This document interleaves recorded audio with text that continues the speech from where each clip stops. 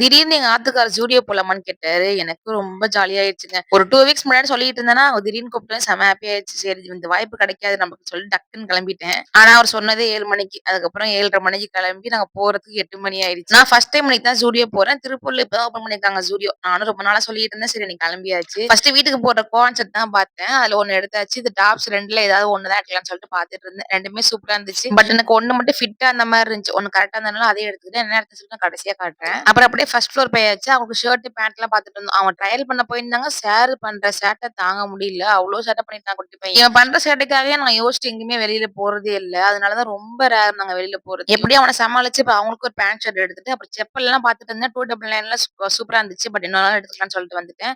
Handbag கலெக்ஷன்லாம் ரொம்பவே கம்மியா தான் இருந்துச்சு. 499ல ஸ்டார்ட் ஆனுச்சு. எனக்கு என்னமோ இந்த ஸ்டுடியோல வந்து பெருசா கலெக்ஷன்லாம் இருக்க மாரி தெரியல. நெறைய கலெக்ஷன் எதிர்பார்த்து போனேன். பட் கலெக்ஷன்லாம் பெருசாவே இல்ல. போனதுக்கு ஒரு டாப்ஸ் அப்புறம் கோஆன் செட் மட்டும் எடுத்துட்டு வந்தேன். அந்த கோஆன் செட் வந்து 599 வந்துச்சு. அப்புறம் டாப்ஸ் வந்து 499 ரொம்பவே ஒர்த்தான ப்ராடக்ட் தான். கிளாத் அவ்ளோ சூப்பரா இருந்துச்சு.